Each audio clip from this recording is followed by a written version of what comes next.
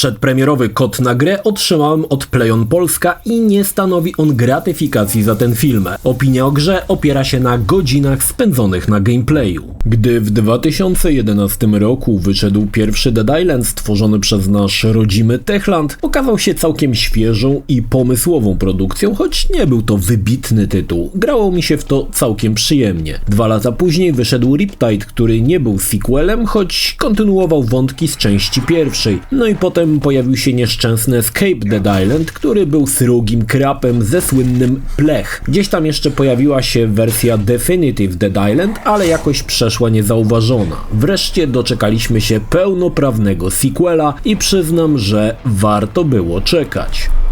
Cześć, ja nazywam się Krzysztof Energik Micielski, a to recenzja gry Dead Island w wersji na Xbox Series X. Zapraszam.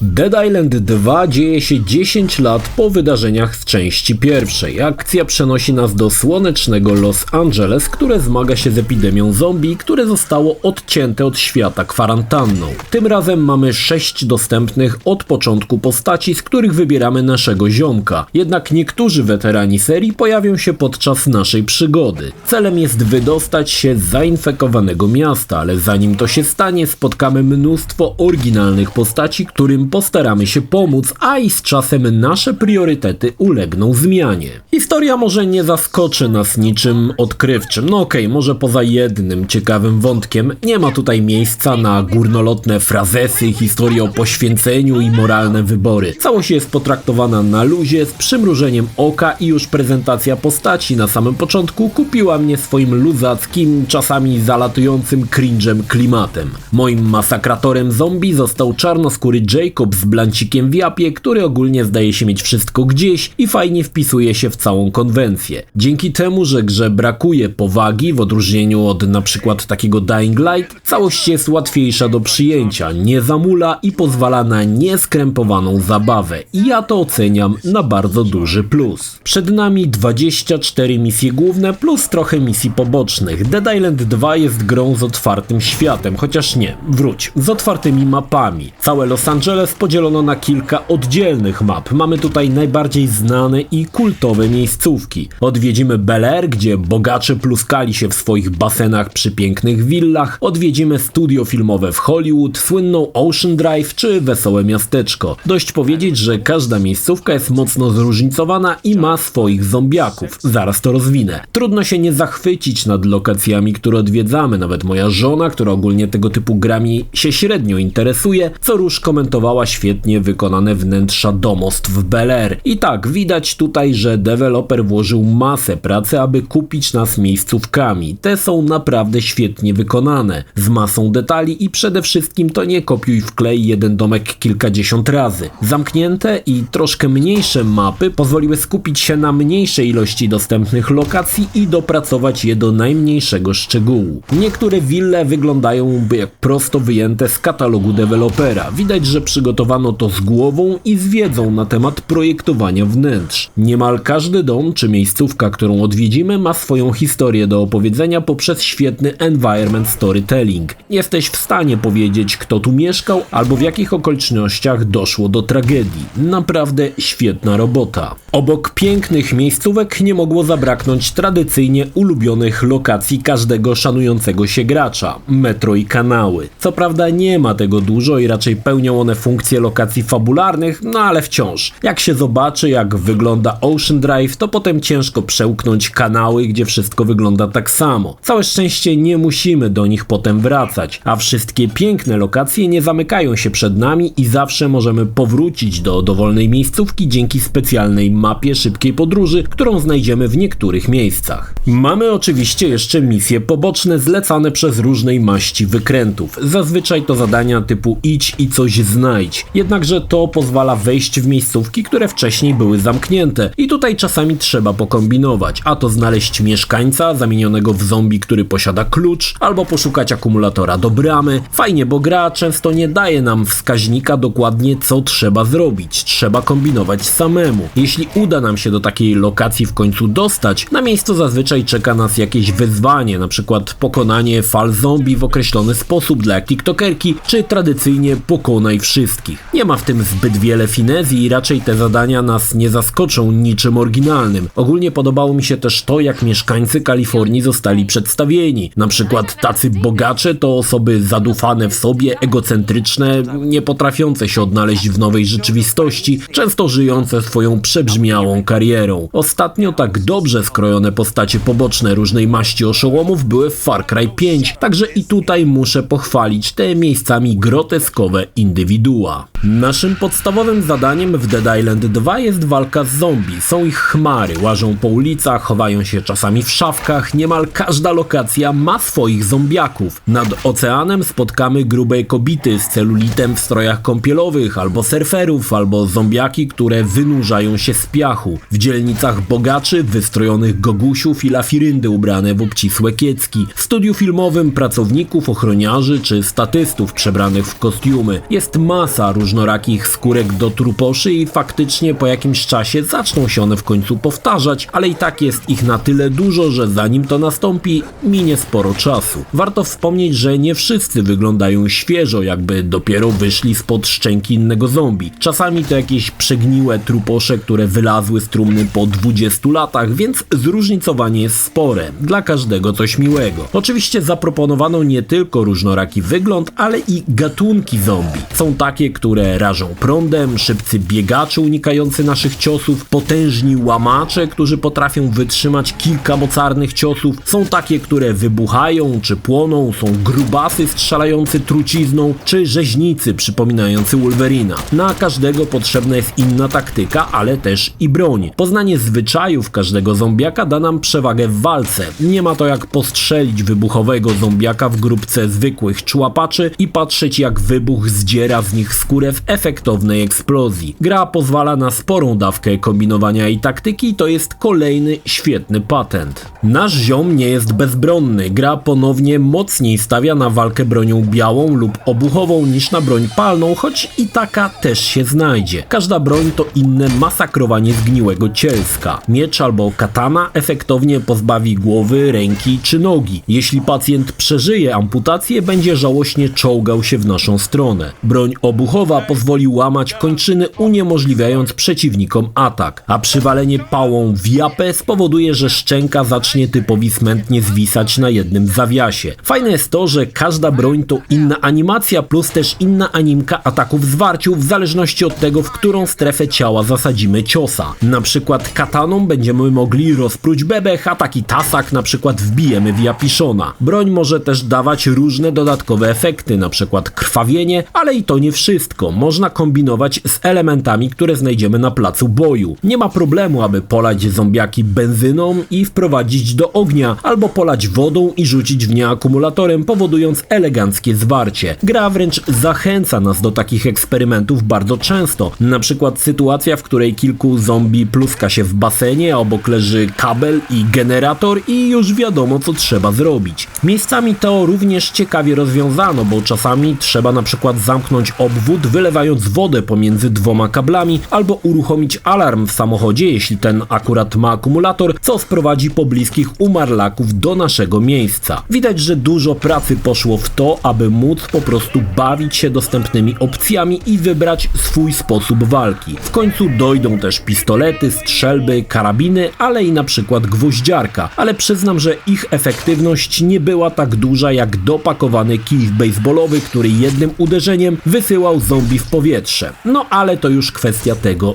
co lubimy. W grze zbieramy tony przeróżnych śmieci, nie tylko broń, ale złom, pieniądze i wiele innych wydawałoby się niepotrzebnych rzeczy, ale ich wartość jest nie do przecenienia. Dzięki śmieciom na odnalezionych specjalnych stołach będziemy mogli upgrade'ować broń, dorzucając na przykład nowe, ekscytujące elementy do narzędzi mordu. Chcesz, aby uderzenie kluczem francuskim podpalało? Nie ma problemu. A może grabie, które powodują rozpuszczenie skóry? Proszę bardzo. A wszystkie te wspaniałości to nie jedynie napis. Zostanie to okraszone odpowiednią elegancką animacją, na przykład rozpuszczania skóry, ale do oprawy jeszcze dojdziemy. Broń, podobnie jak poprzednio, z czasem ulega zniszczeniu, dlatego przy stołach możemy też ją naprawić, ale i co ciekawe, podnieść jej poziom. Gra ma skalowany poziom przeciwników, więc jeśli bardzo lubimy na przykład wielofunkcyjne grabie, możemy dostosować ich poziom do naszego naszego aktualnego poziomu i się ich nie pozbywać, jeśli mamy do tychże grabi sentyment. Oczywiście broń występuje też w kilku rodzajach rzadkości, co przekłada się nie tylko na jej poziom i obrażenia, ale i na trwałość. Testowanie różnorakiego oręża to przyjemność sama w sobie i nawet po zabiciu 1000 zombie nie znudzi ci się rozbijanie im łbów pałą czy wesołe odcinanie kończyn dolnych oburęcznym mieczem. Walka jest niezwykle przyjemna, widowiskowa i przede wszystkim brutalna i krwawa, że normalnie nie powstydziłby się takich rzeczy Mortal Kombat. Moim ulubionym ciosem jest sytuacja, gdy po sparowaniu zombie pada na kolana, a my mamy efektowną animację wykończeniową. Pierwszy cios pałą sprawi, że typowi wypadną oczy z oczodołów i będą smętnie zwisać na nerwach. Drugi strzał zmasakruje mu już i tak niewyjściową japę. Tak, takie akcje są tutaj na porządku dziennym. Samych schematów do oręża mamy sporo, bo aż 85, jednak część z nich pasuje tylko do określonego typu broni, więc warto się rozglądać, bo niektóre z nich to prawdziwa orgia obrzydliwości. Obok oręża możemy rozwijać też naszego bohatera, no i tutaj niestety system nie przypadł mi do gustu. Zamiast liniowego progresu lub drzewka mamy specjalne karty, które zdobywamy na misjach lub wiele z nich można odnaleźć w różnych lokacjach. Każda karta ma inną właściwość. Teraz mamy 4 sety takich kart. Zdolność, przetrwanie, pogromca i numen. W zależności od setu możemy przypisać do danej kategorii 2,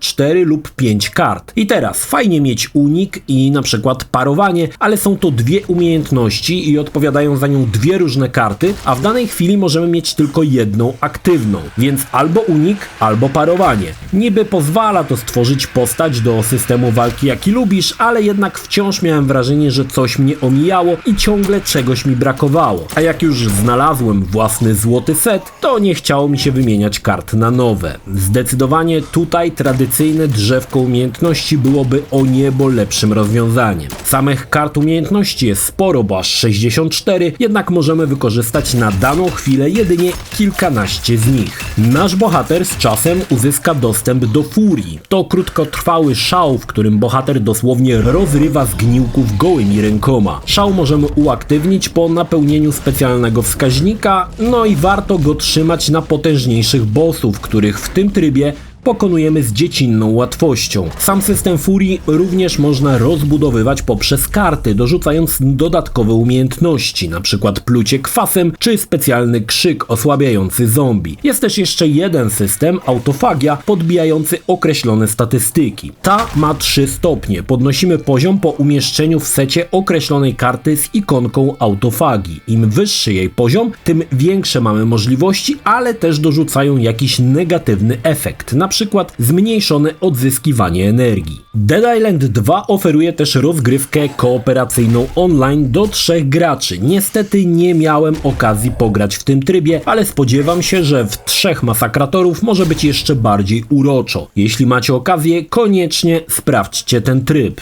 W grze znajdziemy oczywiście różnej maści znajdźki, notatniki, ale i na przykład zombie z imionami, które też są pewnego rodzaju znajdźką. Część drzwi, za którymi znajdziemy sporo dobra, otworzymy specjalnymi bezpiecznikami, które kupimy u handlarzy. Czasami trzeba pokombinować, aby dostać się tam, gdzie chcemy. A to coś uruchomić, a to gdzieś przesunąć jakąś dźwignię. Niemniej, samo szukanie znajdziek to czysta przyjemność, bo każda niemal lokacja kryje jakieś, pasywne atrakcje. Choć po pewnym czasie zauważymy, że lokacje poza environment storytellingiem nie oferują nic, co by mogło nas zainteresować, zwłaszcza kiedy mamy wszystkie bronie już na wysokich poziomach. Oprawa gry jest sroga. Nie ma tutaj śledzenia promieni i kilku trybów graficznych. Na Xbox Series X gra odpala się w jedynym słusznym trybie w 60 fps i elegancko. Chyba najbardziej w grze zwracają naszą uwagę zombiaki, w które włożono masę pracy. Czasami, gdy widzimy na zbliżeniu ich zgniłe japy, naprawdę widać kunszt grafików. Każdy cios widać na ciele zgniłka, a to oderwane mięcho, spod którego wystaje kość, a spod odciętego czerepu z włosami widać pulsujący mózg. Jest tutaj dużo takich ciekawych smaczków, choć podczas morderczej walki dużo rzeczy może nam umknąć, ale warto poświęcić chwilę uwagi, aby bliżej się przyjrzeć, co zostało dla nas przygotowane. Wierzcie mi, że warto. No i do tego dochodzą wspomniane świetne miejscówki pełne pełne detali. Gra ma też pełne spolszczenie kinowe, także wszystko sobie poczytamy w naszym rodzimym języku. Dead Island 2 zaskoczył mnie luzackim podejściem. Świetnie zaprojektowana walka wręcz, która się nie nudzi nawet po kilkunastu godzinach rozgrywki. Do tego wyjątkowo mistrzowskie lokacje i zombiaki, których atakowanie orężem z różnymi właściwościami i oglądanie, co się z nimi dzieje, to sama przyjemność. Jak dla mnie to jedna z najlepszych gier o zombie, jaka jest dostępna na rynku. Nie ma zamulania, czysta, nieskrępowana rozgrywka. Krew i flaki leją się gęsto i widać, że ten temat był przez deweloperów potraktowany z wyjątkową dbałością. Całość można zamknąć w 20-30 godzin, w zależności ile chcemy zebrać dodatkowych rzeczy. Temat dyskusyjny to te nieszczęsne karty rozwoju postaci. Możliwe, że niektórym przypadną do gustu, mnie jednak no nie bardzo. Gra ma też bardzo otwarte zakończenie i widać, że kolejna część albo dodatek, który podomyka otwarte wątki, to jedynie kwestia czasu. I fajnie. Ja do LA wrócę zapewne jeszcze nie raz. Nawet nie po to, aby wykonywać zadania, ale dla czystego fanu i buszowania po budynkach, bo to też gra robi w sposób mistrzowski. Dead Island 2 sprawił mi sporą niespodziankę, bo po ogranym demie na Gamescomie miałem pewne obawy, ale teraz widzę, że bezpodstawne. Jest moc, jest krew, są flaki,